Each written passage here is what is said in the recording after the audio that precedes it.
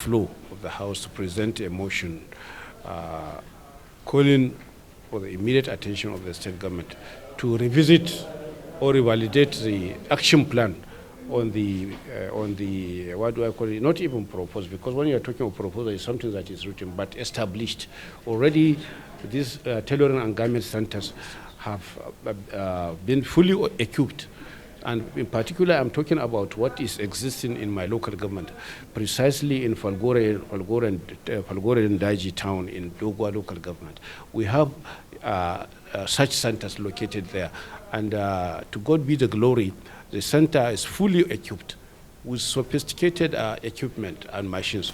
And as of current value, when we googled one of the machines, one alone is more than 30 million naira. And you look at these things abandoned, not put into use. And you see, one interesting about the center in my local government is that the boy there is this young man that is driven by patriotism, that is driven by honesty, that is driven by love for his people. He has been putting eyes on that center for more than 14 years without a dime, without a kobo from anybody in terms of salary or allowance. You see, these are the type of people that we should honor. And I should be grateful to my people of my constituency there, because nobody has connived to pilfer into the equipment. The equipment are there. It's just for the state government to set into motion the committee or people that will manage the place, go and dust whatever is dustable, just what is ever, and then put it into use. It will provide, I mean, a very lucrative source of livelihood. Whether we like it or not, we should have it in our mind that we are faced with challenges, we are facing problems of unemployment. And that is why whenever, whichever state wants to demoralize us, they will say, we'll scrap motorcyclists, commercial motorcycles. Once you put that into our program, we will shiver. We will shake. The Northwest will shake as a whole. So, but what are we doing to absorb such shocks? I feel the reinvigoration of these centers will definitely, absorb some of these, our team youths that are coming back. They are our children, and they don't have any other place to come, but they are definitely coming home. So I feel if we can put these centers into use, put these machineries into use, it will definitely reduce unemployment. Some of us, I am a beneficiary of tailoring generally. My dad he lived and died as a tailor. I was sponsored with, he was a fully tailor. I benefited.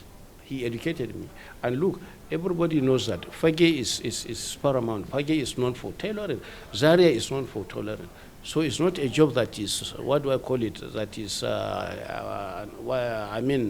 unproductive or any, negligible job.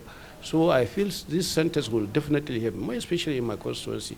I can imagine how many youths that Falgore Center can change their fortune. So that is what we did on the floor today, and we thank God it was one of the longest debated motion. People contributed a lot, and revelations were made, and the floor, the House at the end of the sitting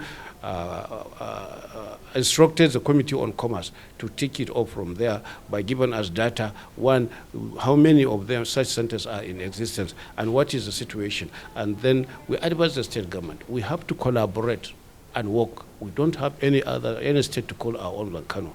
And we are here today. Tomorrow it will be some other people. But we have to do something now to change the fortunes of these young people, because they are our strength. They are we have strengths, weaknesses, and opportunities and threats, but they are our strength. The youth are our strengths. We have to do it. It's not a matter of giving them motorcycles or giving them money to come. No, give them a skill. Teach them how to fish. Don't give them the fish. Teach them how to fish. That is what we'll continue to clamor for. And that is what we'll continue to debate on. And that is what we are going to be bringing on the floor of this House up to the end of our time. So thank you very much. Thank you, sir. Yes.